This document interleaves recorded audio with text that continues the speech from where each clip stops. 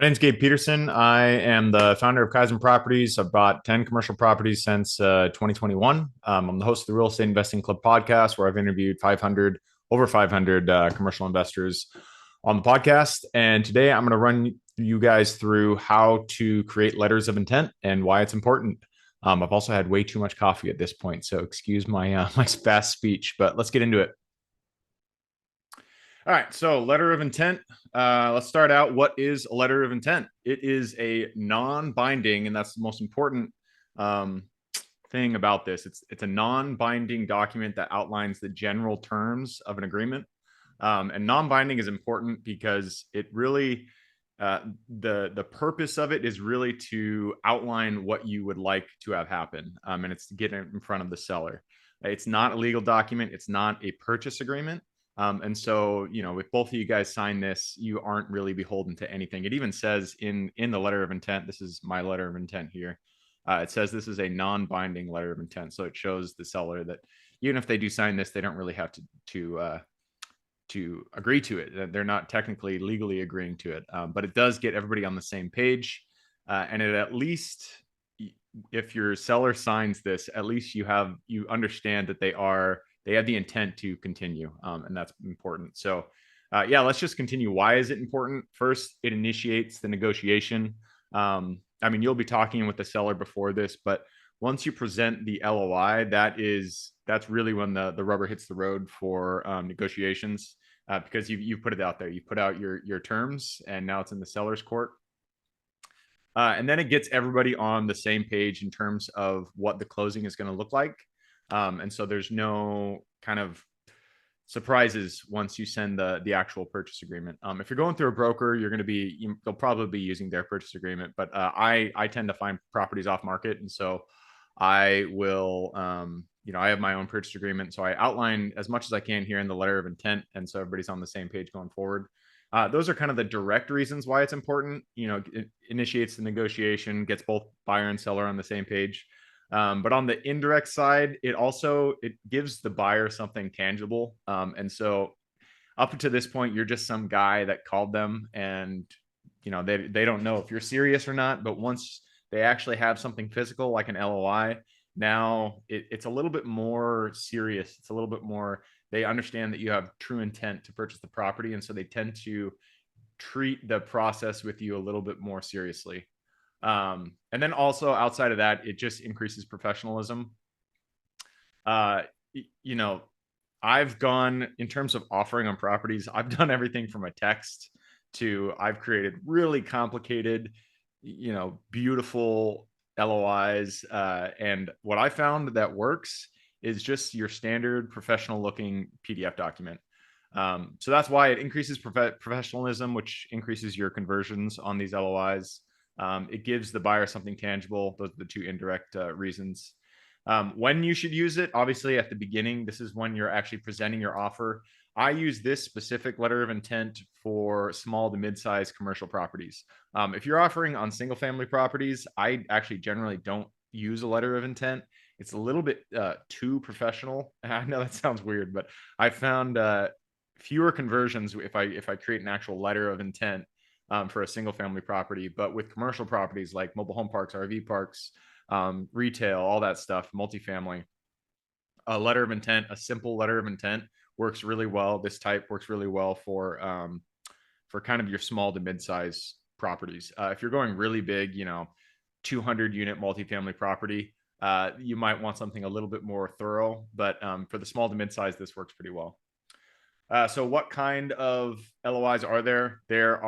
I mean, you can do anything under the sun. This is not a legally binding document, and so really you can do whatever you want with it.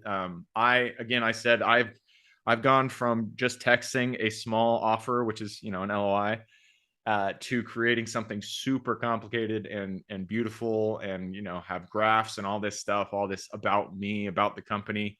And I found that this exact one, this PDF, it works the best. It's just simple. They can digest it really easily, and so this is the type of LOI that I like. And then when I deal with sellers, I'm a huge fan of seller financing, and so I generally like to create two offers for them. One is either going to be an all cash or a conventional financing offer, and the other one is going to be seller financing offer. And so those are the two types of LOIs that I will send to the buyer or the seller. All right, next, how do I fill it out? So how do you fill out your LOI now that you understand what it is? It is first, I guess we'll go through the elements of the letter of intent. There are, okay, so first it's just, it outlines the parties. So the buyer is, my property here, or my company here. And then the seller will be outlined down below. And also here, to the to section. It outlines the purchase price of the property. It outlines the terms that the property will be purchased under. It outlines what the earnest money is. And I'll go through this specifically. For earnest money, I always just do 1%. Sometimes they'll come back, they want more, but 1% I found is a generally acceptable amount for earnest money. Some people want a crazy amount. And if it's a good deal, you might want to put it down, but I just say 1% generally for earnest money. It outlines the due diligence period. I like to stick between 45 and 60 days on commercial properties for due diligence. Might sound like a lot if you guys are coming from single family, but with commercial, I mean, there's a lot more that you have to do for a DD. And for me personally, I have to fly out to wherever the property is because I'm generally not buying, within driving distance of where I live. So the due diligence period will outline, it'll outline how many days you have to complete the due diligence. And then the closing period, I usually do, since the due diligence period is, 45 to 60 days, I usually do 10 to 15 days for the closing period. And in my LOI, I always have an additional 30-day extension. And this is generally for conventional financing. And the extension is only if the bank, they've said that they're willing to fund the deal, but they are just dragging their feet. And banks can be difficult. I mean, if you guys have bought your own house, you understand banks can be difficult. So that 30-day extension is usually just for the financing, and that'll be outlined in the purchase agreement. But I have it here just so they understand that there will be an extension verbiage in the closing purchase agreement. All right, time limitation and intent. It always, in my purchase agreement, it says, it's valid for 5 days from the date of this LOI. This isn't hard and fast. Again, this is not a legally binding document. And so this just kind of gives them a timer. So they understand, like, okay, timer's ticking. I have to decide if I'm going to go forward or not with this deal, within 5 days. Obviously, there's the signature piece. I'll sign my documents, but I rarely get the seller to sign it. Usually, because this is not legally binding, I put the seller block here just so I show the intent. But my goal is never really to get the seller to sign this. It's just to get them to verbally accept this. And that is, but I always sign it myself. And so you have the signature blocks here, and then obviously the logo. So those are the elements. You fill it out, and I will go through this. Your initial underwriting, I'm not going to go through on this video. That's an entirely different video, and I'll post that later. But first, you have to complete your initial underwriting, and then you can actually fill it out. I have all these fancy like calculators and Excel sheets to complete underwriting, but I always go back to your standard just Excel. So I just filled out some forms here. So let's just say the property is $200,000 or has an income of 200,000. Let's say they have a 50% OPEX ratio. So we're going to go 50% OPEX. So now they have an NOI of 100,000. Let's just say we want it at an 8 cap. I'm getting greedy here. So the desired purchase price is 1.25. That seems pretty good to me. So I'm going to go ahead and make that the actual purchase price. Down payment. I usually stick to around 20% for my initial offer. They're going to want more. But 20%, if you put it under what you're actually, willing to accept, then hopefully you can get around where you're willing to accept. Sellers always want, 50% down, that kind of stuff. But I always start out at about 20%. I don't know what 20% of this is. There we go. 250,000. I should have known that. All right. And then your interest rate, we'll just say 5% interest. Amortization period equals, this is, well, we'll just say 30 years, 12 times 30. And then monthly payments. To calculate your monthly payment, I always just use the PMT formula. Your rate divided by 12. Number per is the number of months. Present value is your principal. Future value is always 0. Type is 0. And then you got your monthly payment. Oh, and that has to be positive because it's a negative. There we go. And now you got your monthly payment. So now we have all this information: the purchase price, the down payment, the principal, interest rate, amortization period, monthly payment. We can go in here and we can actually fill out the LOI.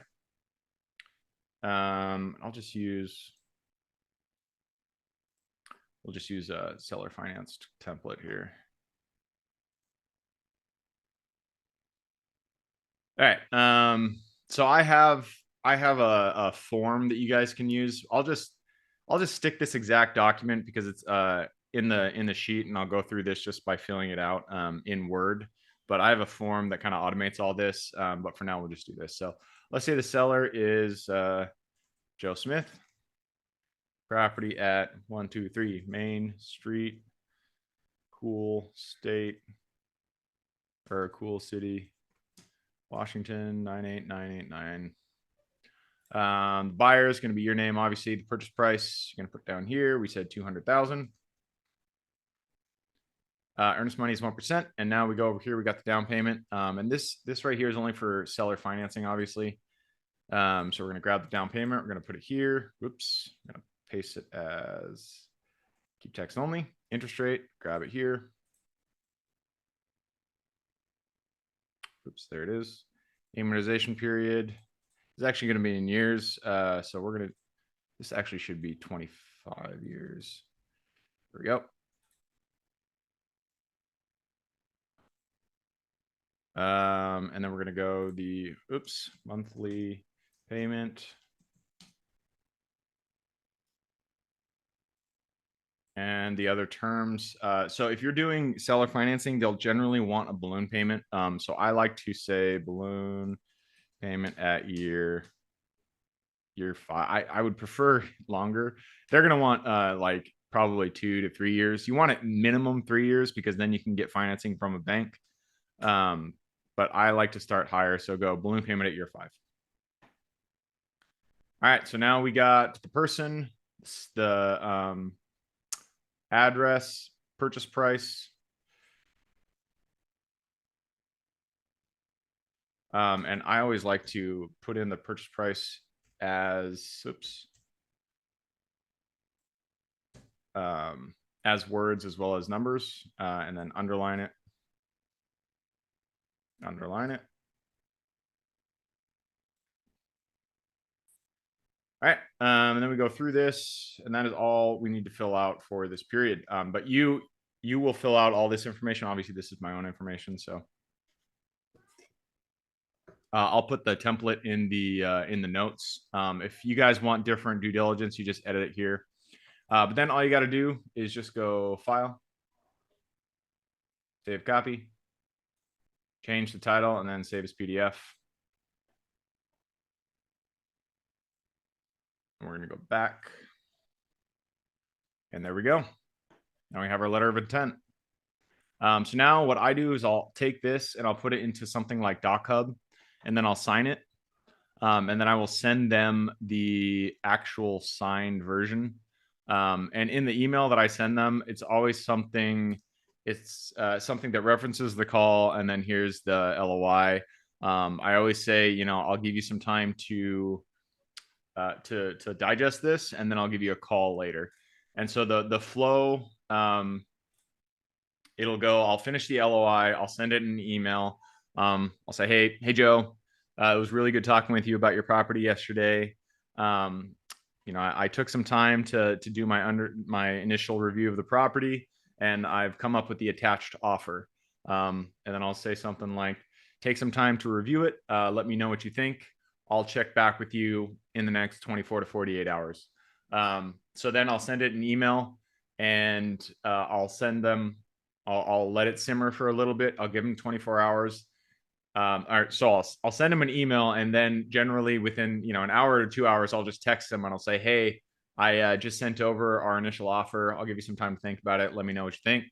And then 24 hours, 48 hours later, I'll actually give them a call if I haven't heard back. So that's the general flow of creating the LOI and making the offer. Did I miss anything? No, I don't think I did. All right. So I will put a link to the templated version of this here in the show notes. I'll also put a link. I just launched a community, a school community, SKOOL. And so if you guys want to join that community, it is currently we're launching it at $10, $10 a month. That's only because we're just launching it right now, and so there's not a lot of content in there. We're going to be adding content. I'm going to be adding content in it every single day from now on. And as I add content, I'll be increasing the prices. But if you get in, whatever price you get in, that you get to keep that price for as long as you're in the group. So it's $10 a month right now. It's a good price to jump. If you guys do want to build your own portfolio of commercial properties, you'll be learning from investors. You'll get all my tools, all my underwriting stuff. So yeah, that's it. Reach out if you have questions.